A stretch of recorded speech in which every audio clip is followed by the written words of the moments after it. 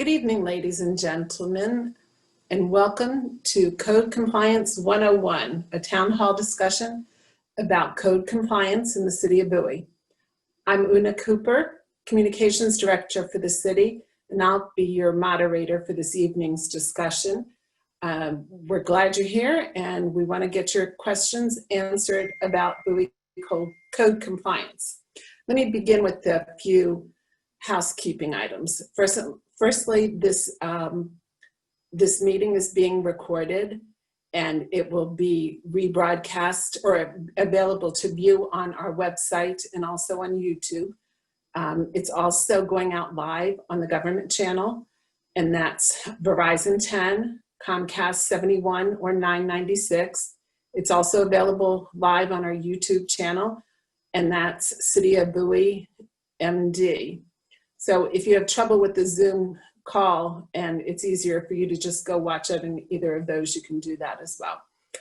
And the website is cityofbowie.org/view meetings, and it's also being broadcast live from there. And we're going to keep things moving along because we know your time is valuable. And we have a lot of ground to cover tonight. There's a lot of different areas of code enforcement, or code compliance rather.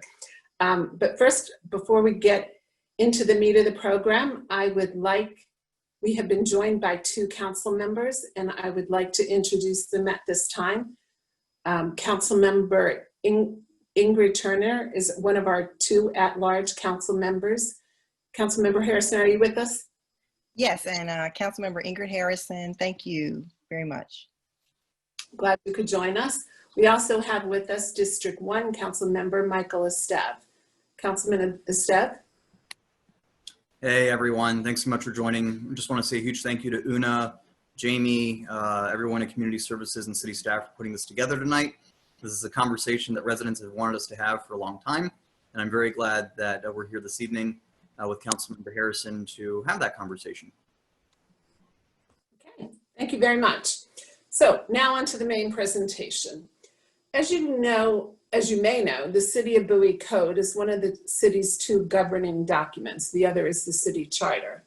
Much of the language in the code pertains to regulations regarding protecting the health and welfare and the safety of those who live and work in Bowie.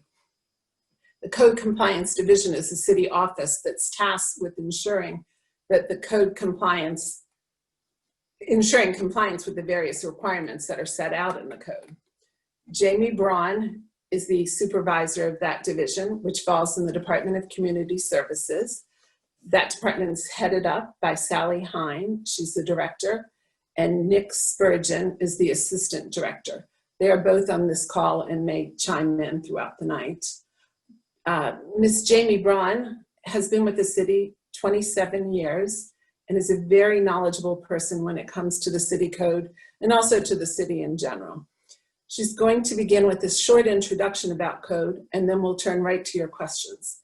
Please remember to use the Q&A feature to submit your questions during the meeting. She'll also be addressing some of the questions that we received in advance via email. And Jamie will do her best to answer all of the questions that we're receiving, but she might not get to yours. And if she does not, then we will follow up. And if you provide contact information, then the Code Compliance Office will respond to your specific question afterwards.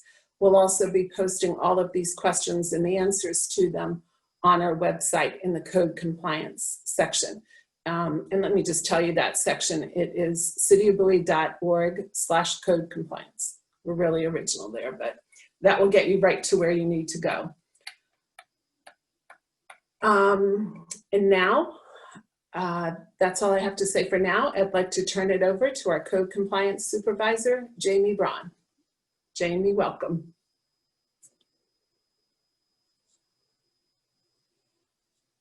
Jamie, are you there? Jamie, I believe you're on mute. You are 100% correct. Thank you very much. I apologize.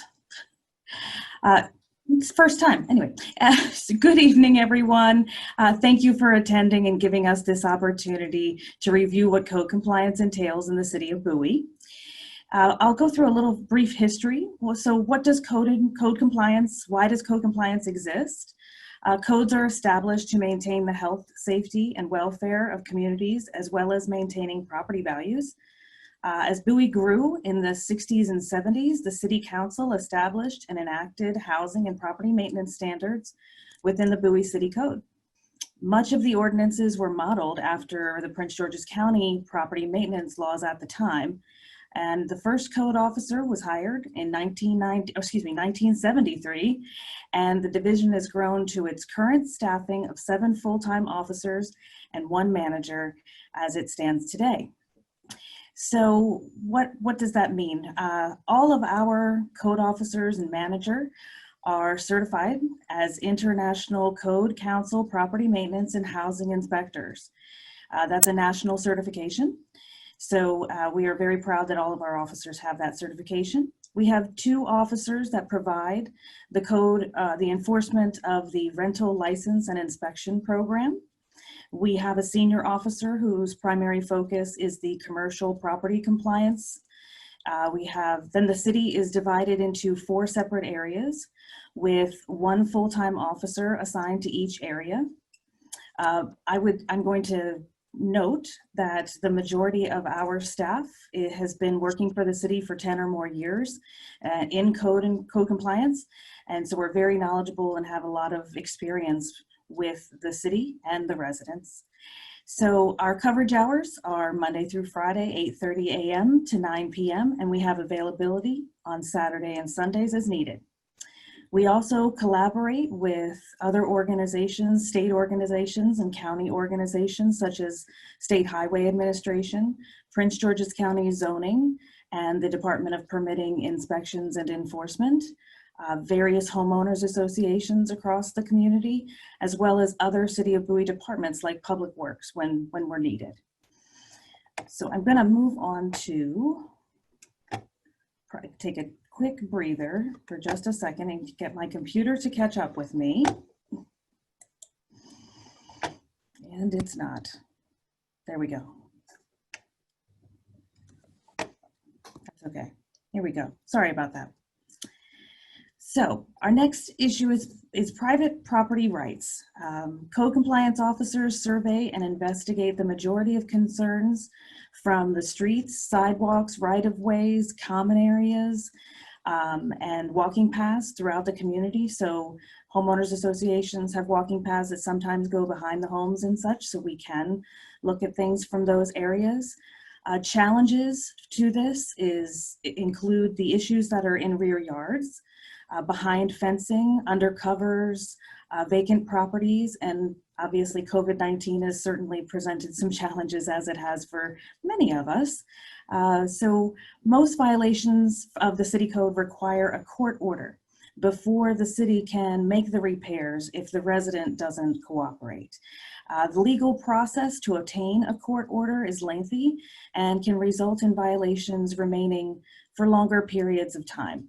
The good news about this, though, is that we have a 93% success rate. So most cases comply with just 1 letter and no legal action needing to be taken. So that's the great news. And we're pretty proud of that. So the exceptions noted are situations a code officer can enter a property without permission, but they are limited to us.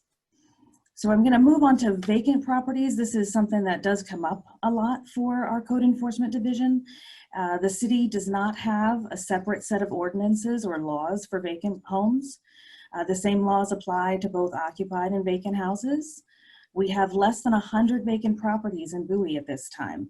That's down from 225 in 2016 and the peak of 300 in 2012.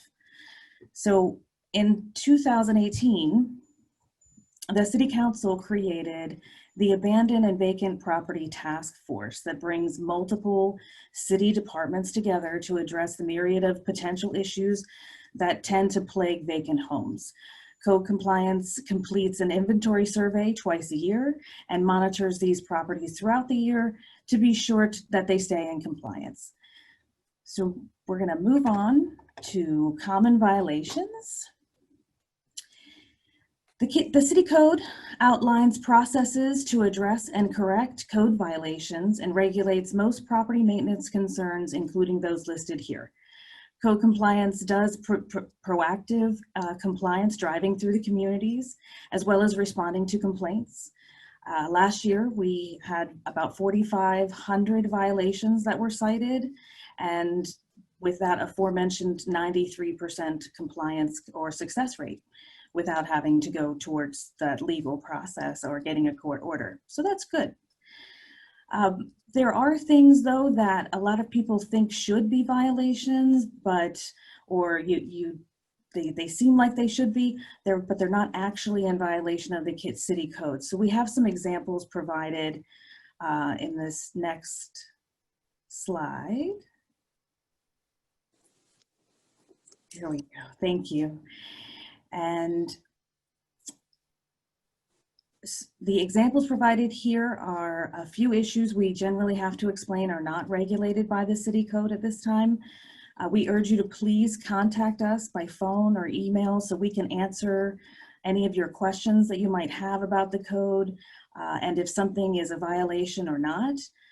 If you're interested in getting updates on what you're concerned about or you'd like a response to your concerns, please provide contact information when reporting those potential violations.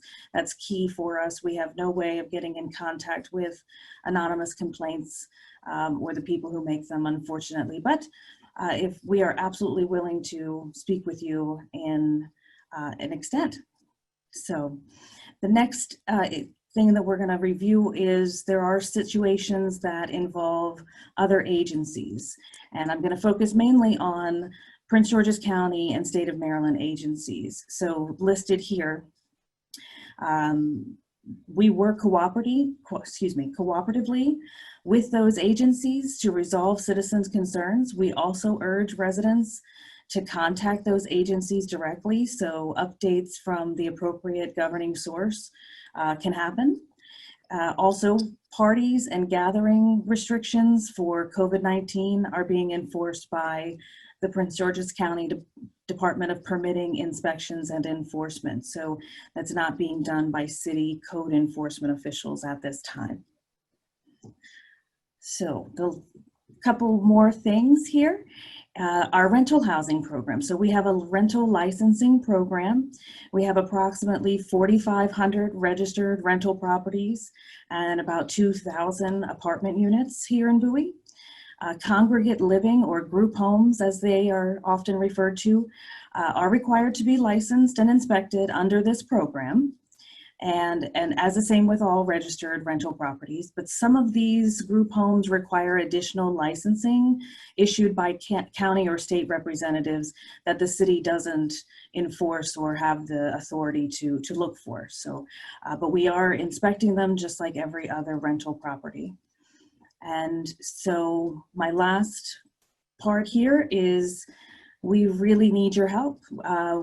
We need residents to report things to us, especially things that are in backyards, things that if we need permission to walk up onto, your property to see something that you're seeing, we urge you to contact us. These are the most common ways that you can contact us using the online service request system, the email there, the phone numbers, and please feel free to report vacant properties to us. As we went over vacant properties briefly, as I said, we do this survey, but any information that you can provide us is always helpful. So I'm gonna end it there.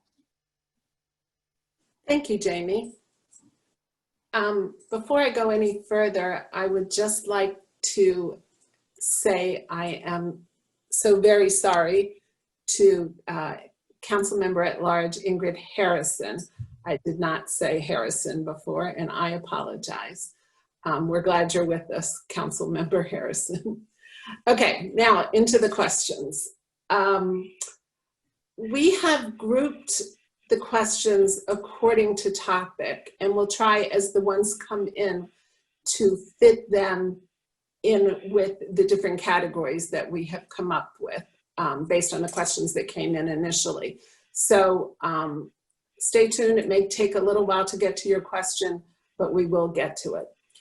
Jamie, I'd like to start. We have a few about knowing the code and being educated about the code. First one is, how can I learn more about code regulations? And then the second is, does the city provide any kind of brochure or publication to new residents about code? So sure, we are always available by phone to speak with you. The code is quite cumbersome. It's 28 chapters. It's very large, and it is written in code form. So sometimes it's not as easy for people to understand how the wording works, but we're always here to answer those questions. We have a brochure. We have a printed brochure, and we have an electronic version of our brochure on the city website. And at this time, we're not sending those out to brand new residents, as we're not generally notified when properties sell in Bowie at this time, but we're going to look into it. It's a great suggestion. We would love to be able to get more information out to especially new residents. Yeah. A related question, thank you, is, has your office considered having an educational outreach to new residents in the form of booklets, which you kind of mentioned there, in classes? That's not something that we've thought about, but we are working this year on videos. So we've actually downloaded a video for the rental housing program and what we check when we do a rental housing inspection. We're also going to be doing some more videos as part of that outreach. And, you know, we were planning on attending any kind of special event or homeowners association meetings. We are still available for that, obviously, virtually, as those are happening. Everybody knows we're at a little bit of a loss for gathering. Okay, thank you. The next one has to do with how code compliance works. I'm going to read you a couple different questions here. First of all, do they drive around to all the neighborhoods, and how much time do they spend out in the neighborhoods versus in the office? Okay. Is there a minimum number of hours per week? So there's not a minimum requirement, but I would say that the majority of the officers are spending 4 or so hours out of a 7.5-hour shift. They are spending about 4 of those hours out in the community, driving around, responding to complaints, requests, concerns, speaking with residents, meetings. And then, there is a lot of, I think a lot of people know there's a lot of electronic work that goes along with remote working. And we take a lot of pictures and we have to download those and document all of that. So, but they absolutely do drive the communities. Do they get to every street every single day? No, but we are, again, we really, do want residents to report things to us. We can't see everything all of the time. And even though we are surveying the community and driving through those communities to assess code violations, every day, every weekday. Okay, the next part under how you work in terms of the mechanics of the job, can your code officers go onto private property? So I touched on this in the overview. Most of the time, officers are restricted to seeing things from the street or the sidewalk or the public right-of-way. If we're invited onto somebody's property to look at something, then we can do that. If we're posting a notice, maybe about tall grass, something to that effect, and we see something else, as we're walking up, that's something that we can do. But surveying rear yards and walking up onto private property, we have to follow trespassing laws as well, except for certain outstanding situations. And there is a slide for that. I think that was slide 2, 3. Slide 3. If we wanted to put that back up, if anybody's looking for that information. And while that's coming up, someone has asked whether or not they could get a copy of these slides to share with their HOA. So you want to just answer that quickly? I assume the answer is yes. Absolutely. We're willing to share. This is all public information, and the more this information gets out, absolutely, 100%. Great. Okay. So do you want to address anything more on this slide before we move on? No, I think I hit everything. Like I said, the only other question was, do we walk up onto property? Generally, we want to be invited. We have to be invited to walk up onto private property. We're not, walking up to like a homeowners association would. The homeowners associations have much more authority to do that than a city or a municipal official. Okay, thank you. So speaking of homeowners association, this next question is sort of related to that. What is the difference between city and county code compliance, and how do they work differently? And then the second part of that is, can an HOA make rules that are more strict than the city code? Sure, so I'll answer the easy one first, which is the homeowners associations absolutely make bylaws that are more restrictive than the city code. And in turn, the city can make more restrictive laws than the county. Now, we cannot be less restrictive than the county, so we have to, at least abide by their minimum standards, and then we can create higher standards from there, or more restrictive standards. And so there is that challenge when looking at city code amendments and things like that. So the difference between the city and the county code is that the county code is very extensive and goes into zoning and building and very specific things that the city of Bowie does not have the authority to regulate. So our city code is more restrictive, especially when we're talking about property maintenance issues and that the housing, the rental licensing program, things like that. Okay, so I want to go back just for a second. When you were talking about private property, someone asking about fences. If you needed to inspect a fence, you could only go, it would have to be through a neighbor's yard or what you could see from the front. Is that correct? Correct. So if they're asking about seeing something over a fence, yes, we'd have to get access to neighboring property and take a look from that property, or like you said, from the street, whatever we could see from the street. Okay, great. Okay, moving on. Let's talk about how problems get reported. Okay. How do residents file code complaints, and how do residents know what is and is not a code issue? So there's several different ways to file code complaints. That we have that slide as well, and that will show up at the end of this meeting.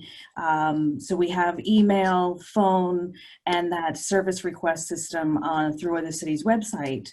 So again, the city code is extensive. It is something that we've been looking at and reading and understanding for years, but I can tell you, even doing this for so long, I still go back to the city code and sometimes have to read how it's worded. So I urge people to contact our code enforcement division, our officers, our administrative staff, our supervising staff. They're very knowledgeable. Again, many of them have been working here for more than 10 years and have been doing this as their livelihood, and it's a joy for us to do. So we have no problems trying to let everybody educate for that situation.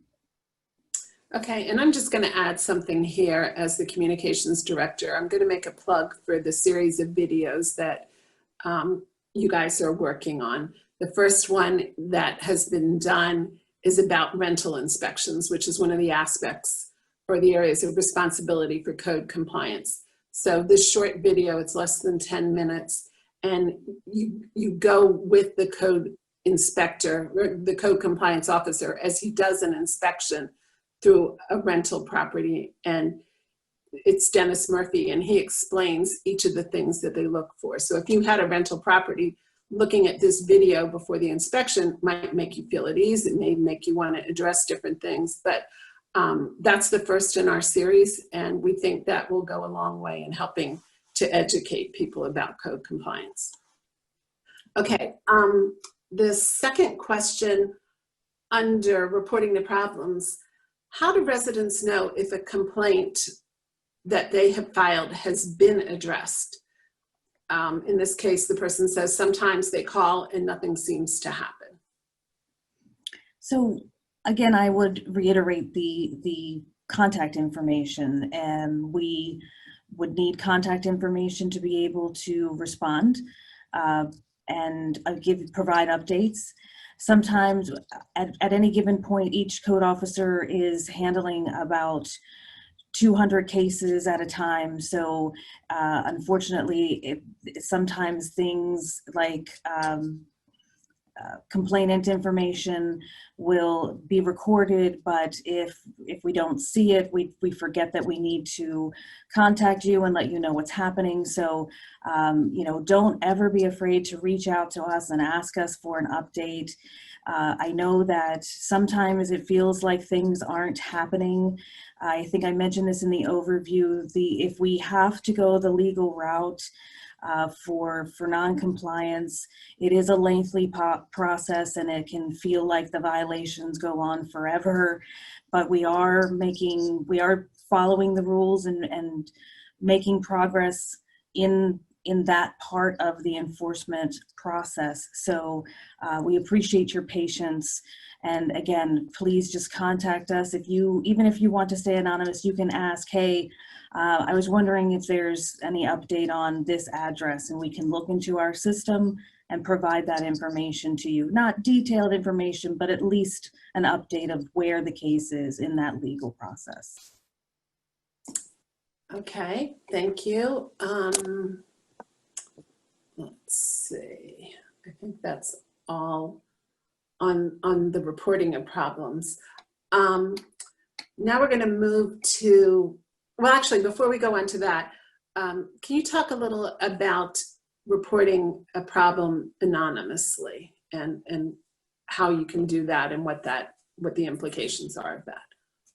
Sure. So if you make a request through our online system and it is anonymous, that means we have nobody to respond back to, but we absolutely look at every single situation that is a potential code violation.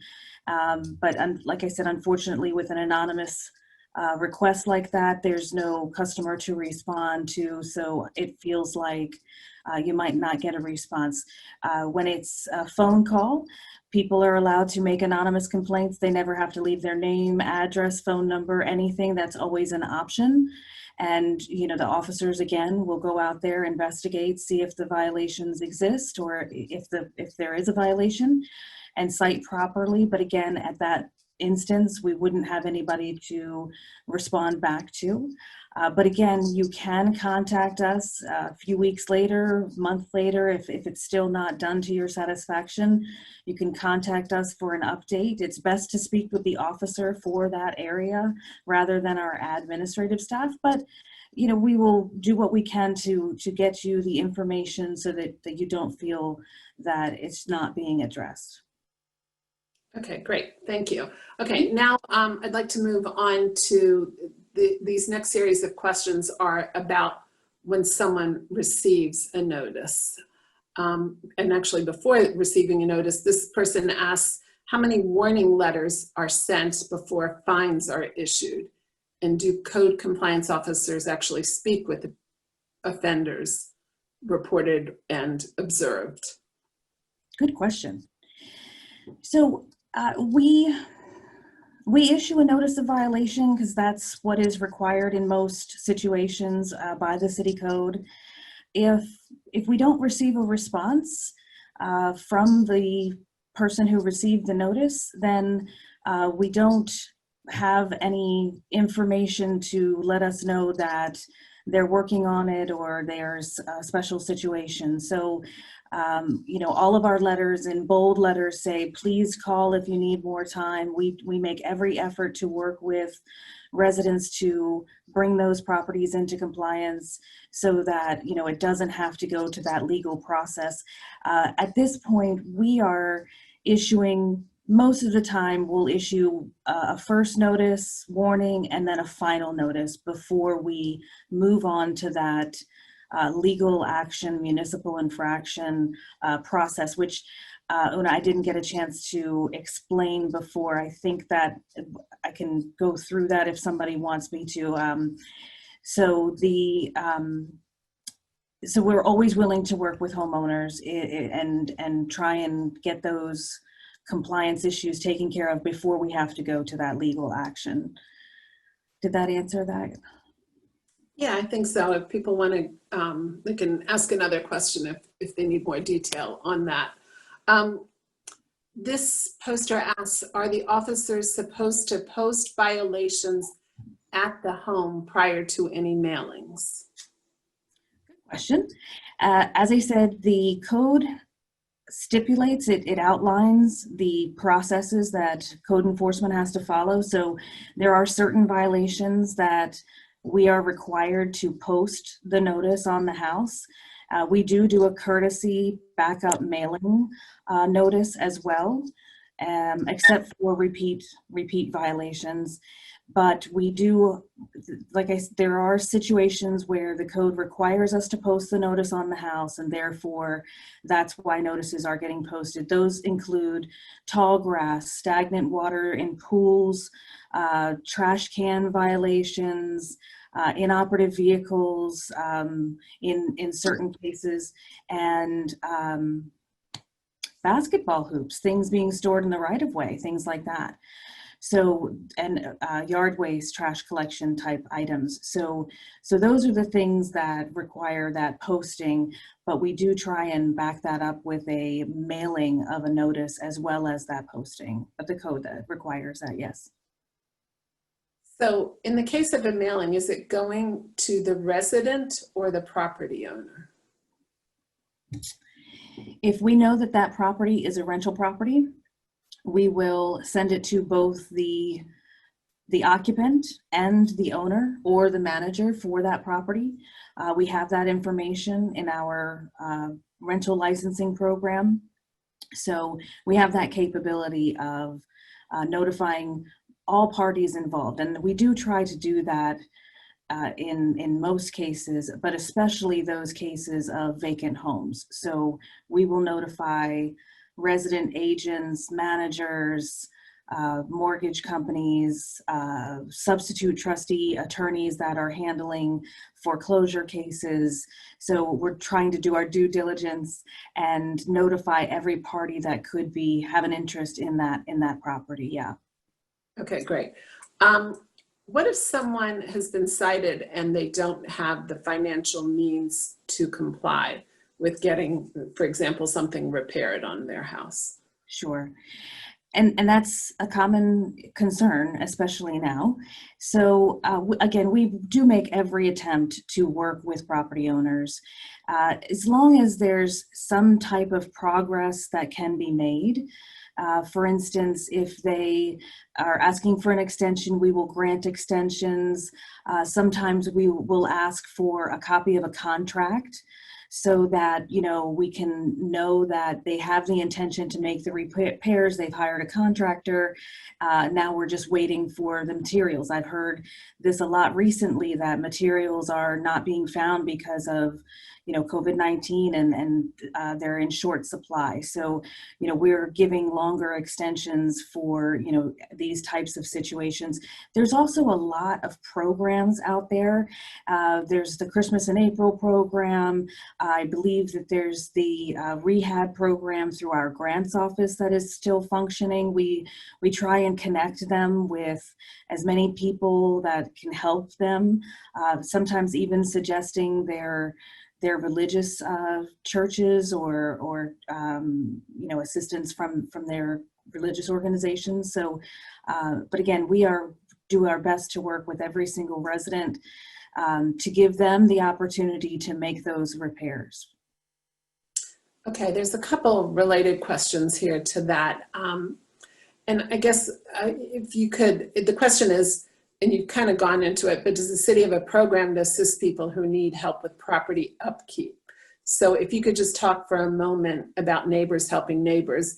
Now, I know right now it's pretty much focused on COVID assistance, but in what I'll call normal times, do you want to talk about how neighbors helping neighbors can work with getting people? Absolutely.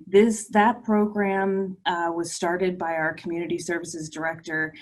She envisioned it, and it has really helped a lot of our community members.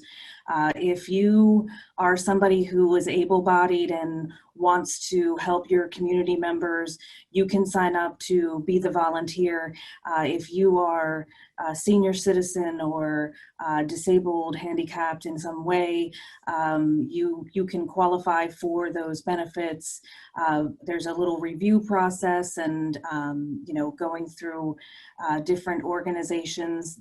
We have a coordinator that handles that. Her name's Lori Cunningham.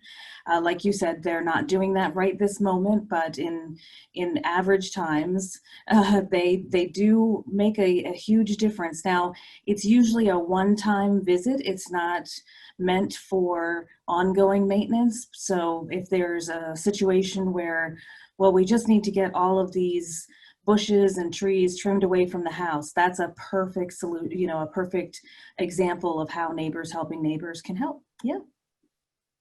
And I will make a plug here for the grant, the single family housing rehab grant program that you mentioned on our website, cityofbowie.org. On the homepage right now, there is an item about that particular grant program and how you can apply for that.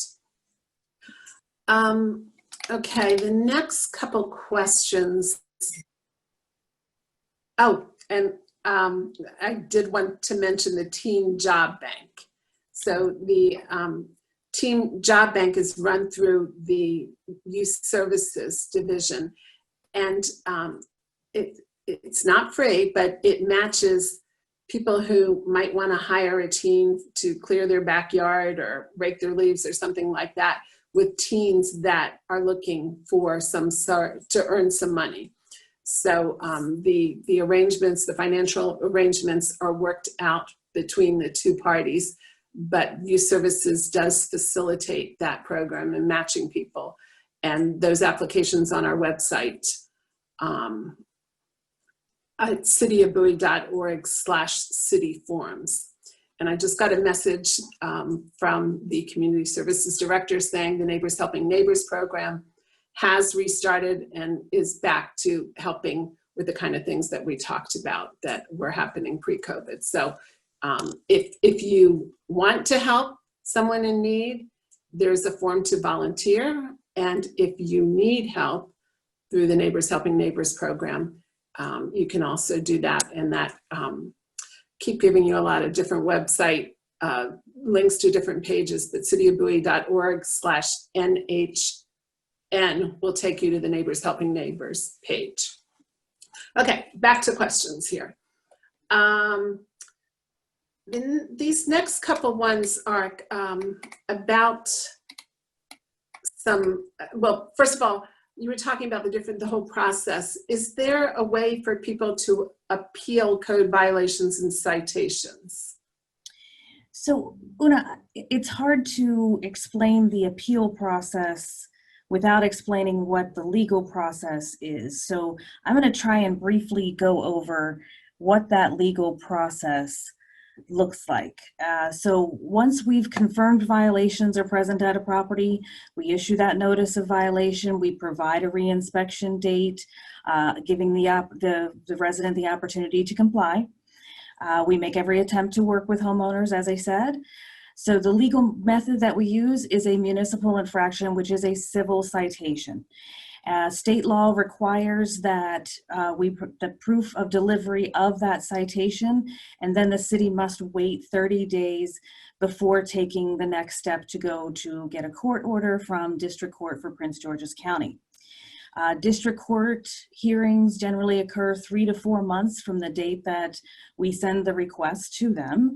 If the judge grants the request to allow the city to correct the violations, the city has to get bids and work to complete that work. And so that process can be delayed, and this goes into the appeal process. So if somebody receives that municipal infraction and they don't agree, then they can apply for or dispute the fine in front of the Administrative Review Board, which is a group of Bowie citizens who hear the cases and decide whether the code enforcement officer acted correctly or if it was unfounded. And so that board meets once a month, and that is the way to appeal a code violation. But that, again, that gets to the municipal infraction stage. If you have just received a notice that you believe you've complied with and you're not getting the response or the expectation of service that you feel you need from our code enforcement officials, you can absolutely contact me. I'm the supervisor, and other city community services staff. We are absolutely willing to listen and hear you out, and take whatever you're experiencing into consideration and come to hopefully some type of an agreement. Okay, thank you. That was, I think, a fairly clear and thorough explanation of that. Okay, these next several questions are getting into some specifics. And the question is, why does it seem that I'm being singled out when I see other similar violations existing in my neighborhood around Bowie? And this particular person has an issue with, they've been cited for a tree that overhangs a sidewalk, but they notice other people in the neighborhood aren't, or there's recurring problems other than theirs. Sure, and as I said, we are not on every street every day, even every week for that matter. So we are not seeing everything. Certainly COVID-19 has created a delay in getting to all of the concerns that are coming to our office. So the other thing to mention here is I heard sidewalk, and I know that there are several communities that have sidewalks on every single street, but the majority of what we lovingly call the Levitt sections of Bowie, the main streets have sidewalks, but the side streets don't have sidewalks. Now, the code says the clearance for a sidewalk has to be 9 feet, but the clearance over a street has to be 14 feet. So, if it's not hanging 9 feet above a sidewalk, then it would be a violation. And so we would just need to, I urge you to contact us with those addresses. Please don't feel that you are tattling on anybody or turning anybody in. Again, we take these anonymous complaints on a regular basis, and it just helps us tremendously to be able to address everything that you guys are seeing as well as what we are seeing. But that would be my best suggestion, is to please report them to us. Don't feel like you're not doing something good for the community, because it absolutely is wonderful if you can help us out. Okay, thank you. This next question has to do with vacant properties. what can residents or the city do when a property is vacant and falling apart? Can the city do anything? Absolutely. So as I mentioned in the overview, vacant properties are held to the same standard as occupied properties. Now, we don't have any special rights to do anything faster on a vacant property, so we still have to go through that court process. And what we've found is with these vacant properties who have these types of situations, you know, those are those elongated processes that we were talking about because, you know, involving Prince George's County District Court.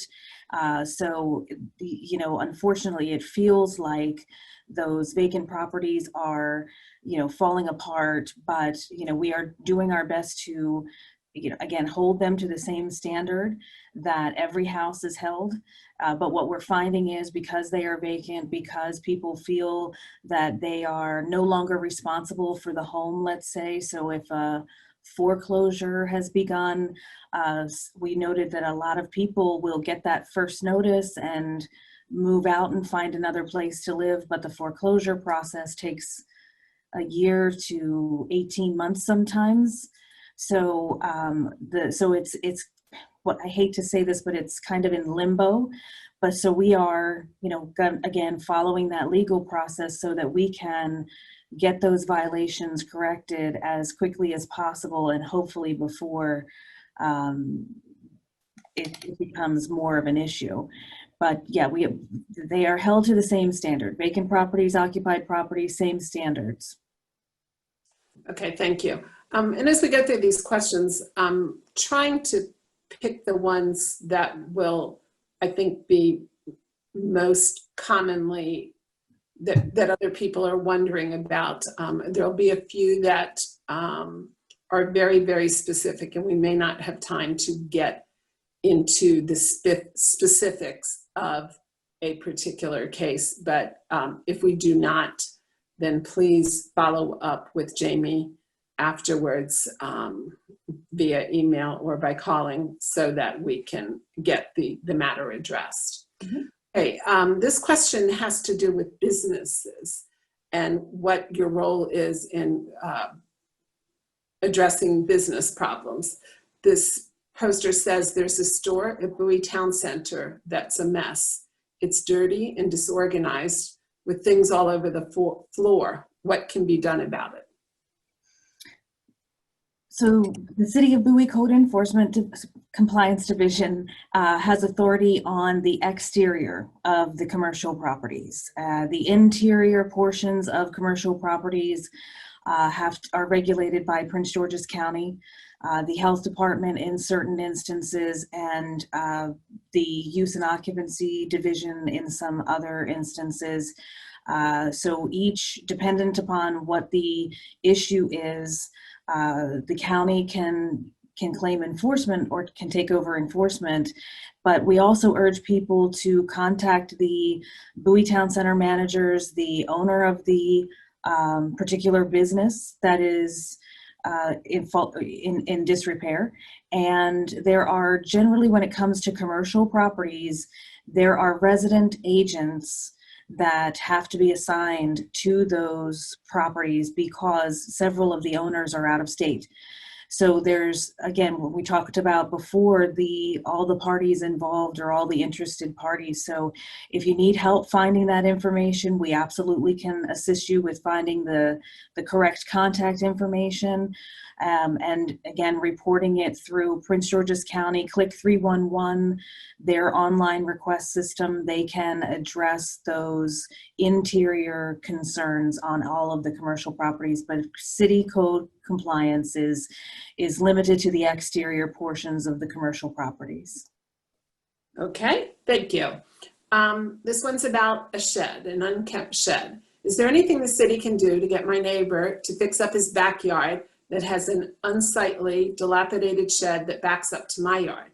Also, there's a lot of overgrowth that has been hanging there over the shed and my property for at least 15 years.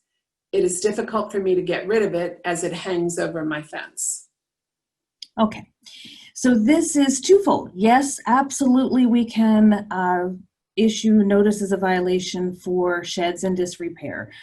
Those have to remain in good condition and sound repair. All accessory structures have to do that.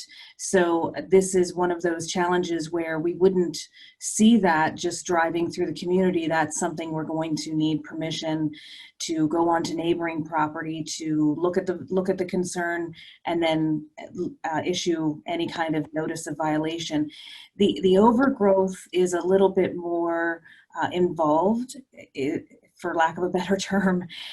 So the overgrowth that is touching somebody's home, or they're growing all over the shed, or bringing down the fence, let's say, those are violations of the city code. So code compliance can address those violations and cite those violations. But if it's simply that the foliage is growing over the property line or through the fence, and you don't want it to do that, there is no city code requirement that the foliage or tree branches cannot hang over property lines. So that's considered a private civil matter that hopefully you guys or neighbors can work out together.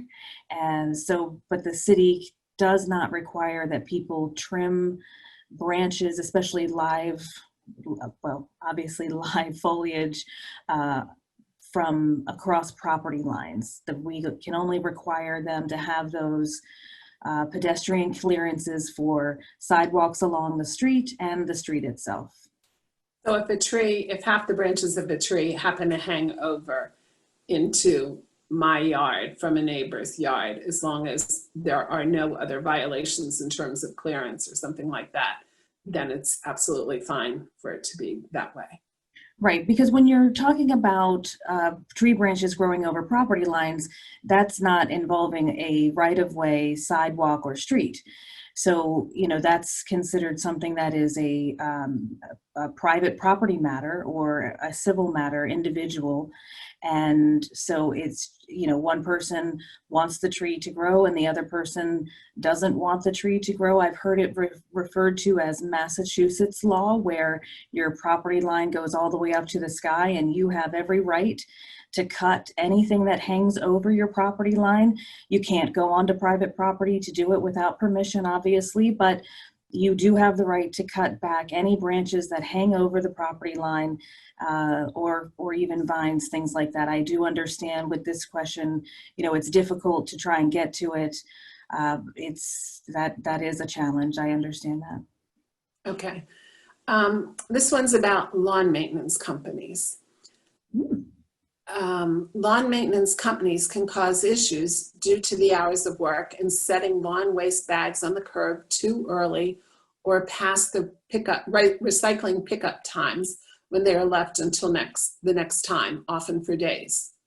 Are companies licensed through the city, and do you have any kind of outreach program for them? And then the last comment on this one is city council take notice. Okay. So the city of Bowie does not have a business licensing program at this time. And so we don't have a licensing program for landscape contractors. I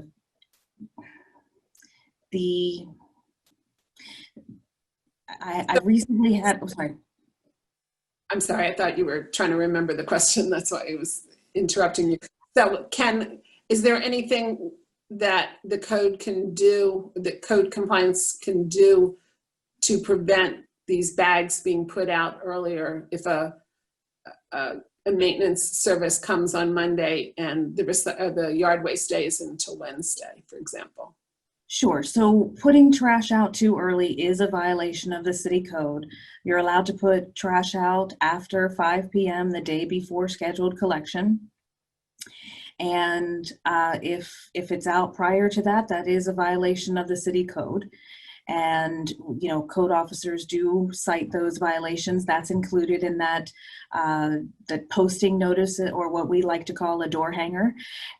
So we certainly can notify, but it goes straight to the homeowner. So if we are trying to hold these landscape contractors responsible, we have no way of doing that. We have to hold the property owners responsible essentially for anything that happens on the property or comes from the property.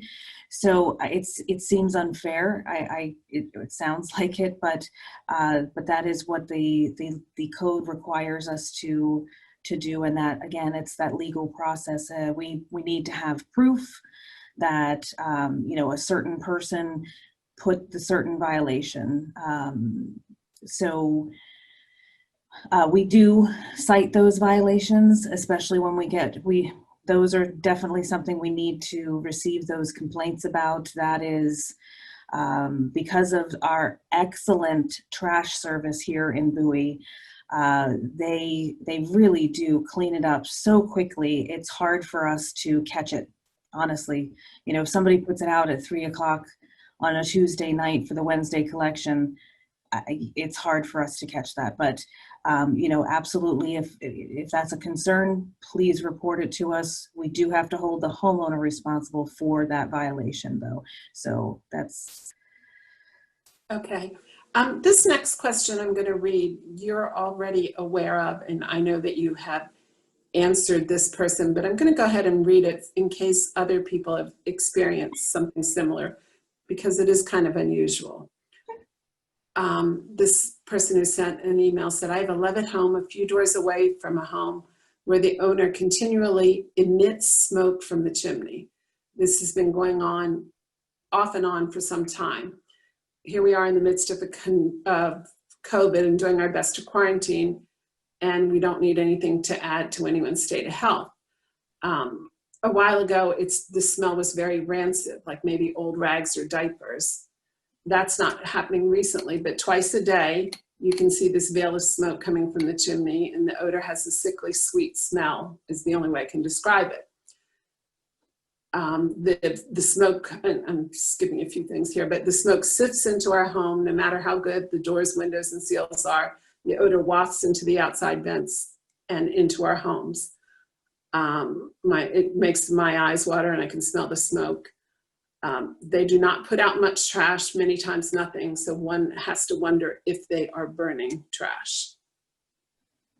okay. So burning, fire-related or burning concerns must be handled by a fire marshal or the fire EMS staff with Prince George's County. The city of Bowie doesn't have its own fire marshal or fire service, EMS service. We depend on Prince George's County services for that purpose. And so I've spoken with the fire marshal's office, and in a situation like this, even if it's an inside thing, their suggestion was to call 911 and report it. You can make that concern known anonymously, and you can ask that they respond without lights and sirens, so it's not so obvious that they're coming. So, and I would urge people to do that as well. They are the experts. They are the ones that, you know what these things are, what these smells are, and they can have that authority to ask and knock on doors and things like that. So, but we as the city of Bowie, in our ordinances, we don't have a fire ordinance. Okay, thank you. This next one is about trailers. Can a property owner keep a trailer in their driveway if it's covered? Even if the trailer is covered, the fact remains that it's still a trailer. Is that correct, that it's still a trailer? Members of the community are complaining about this trailer. Thank you. Sure. So we don't allow trailers to be parked on unpaved surfaces or the city street. Travel trailers, recreational vehicles, those things. If people are covering those things with tarps, that's not a violation to cover something with a tarp. I will say that, you know, there are situations where people are very crafty. They will find a way to really hide what it is that they are doing. You know, sometimes, like we said before, something might be behind a fence. Now there's a truck back there. You can clearly see that there's a truck behind that fence. But the problem is we can't tell what's under, what those wheels are on. So the requirement to park on a paved surface, let's say, if we see it, but it's blocked by a fence, we can't tell if it's parked on a paved surface or not, again, without getting onto some private property to take some pictures and take a look. So same type of situation with trailers, you know, if it is covered to the extent that we can't tell that it is a trailer, you know, that becomes challenging. So, but again, we do enforce trailers that are parked on the grass or parked on the city street. That is absolutely not permitted. So we will investigate those concerns. Mm-hmm. Okay, thank you. We have maybe half a dozen questions more, and we're going to try to wrap up by around 8:15. So these last few questions, this one is about fences. Are there any requirements for homeowners with large dogs to have a certain height fence? We fear going out into our backyard because of the size of the dogs. There is no requirement in the city code to have a fence across the board. So I will tell you that if you have a pool in your backyard, it is a requirement of Prince George's County Code that you have to have a 6-foot fence around that pool or your yard. But when it comes to dogs and pets and things like that, there is no requirement to have a fence. But there is a whole animal control division here at the City of Bowie. They're part of our department here, Community Services. They respond to running at large complaints or dangerous situations for the animals. So if this is something that you're concerned about, have animal control come out, take a look at it. Again, they need permission. They sometimes have permission to walk up onto property to, investigate a dangerous situation for an animal. A little different from our code compliance division, but they would be able to give you those answers and maybe urge the residents to do something better to keep those dogs in the yard. Again, if they are running at large, that is a violation of the city code, and we have an animal control officer on duty every Monday through Friday at this point, and we have later hours coming soon. Okay. Please address the issue of signs posted within the city's right-of-way being in violation of city code. I would think we're talking here about realtor signs, campaign signs, things like that. Sure. So advertising signs are not permitted to be in any right-of-way, and thankfully this is one of those sections of the city code that doesn't specify just city right-of-way. So code enforcement officers have the right to remove signs in the city right-of-ways, the county right-of-ways, state highway right-of-ways, and we do. A lot.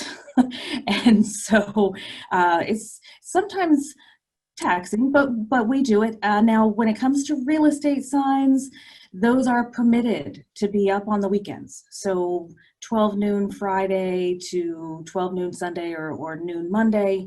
And so we leave those alone on the weekends. We try to leave the yard sale signs that are up for, a specific, that current weekend. But, the COVID-19, with everything the businesses suffering during all of this time, some of those restrictions were relaxed, but the right-of-ways still apply. So if there are signs in the right-of-ways, code compliance officers will collect those signs, and we just get rid of them. We trash them.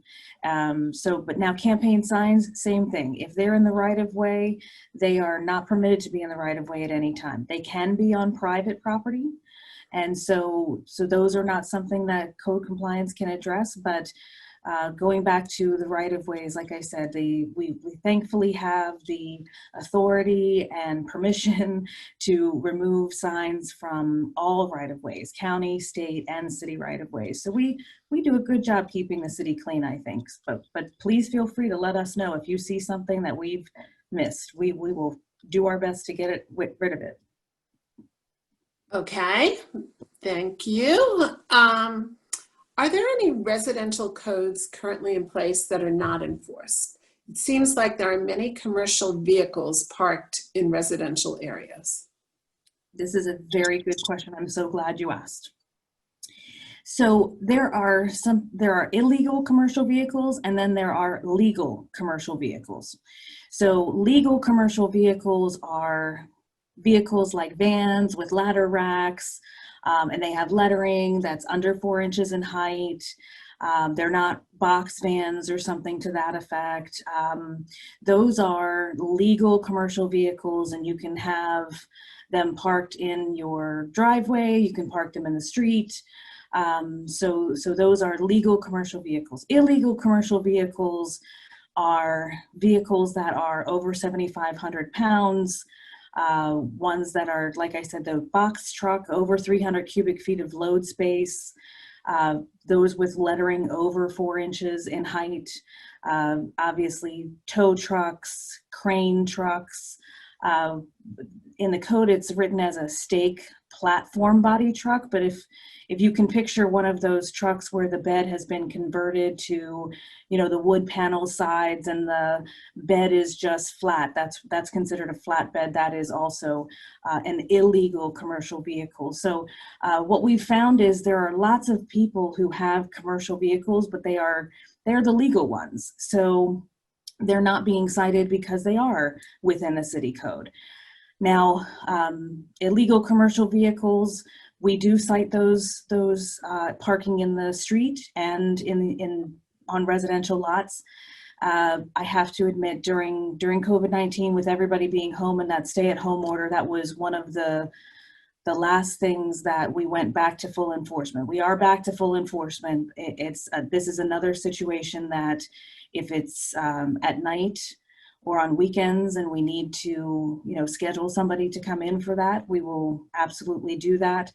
Or, if it's happening during the day, that gets a little tight because they could be doing work at the property and they're allowed to be parked there, meaning even illegal commercial vehicles can be parked at somebody's home if they're doing work on the house. Yeah, so that's the exemption. So during the day times, it's a little bit tougher to make that point, to prove that the vehicle is parked there illegally. But yes, please report them to us so that we can take a look at them and see if they're in violation and issue notice. Yep. Okay, we are nearing the end. Jamie, we haven't stumped you yet. Thanks. This one says, what if you receive a code violation and while attempting to remedy the situation, find that the county code conflicts with the city code? Well, so as we said before, the city code cannot be less restrictive than the county code. There are a couple of exemptions from that. So, for instance, the rental housing and licensing program, which was established in the 80s, basically relinquished every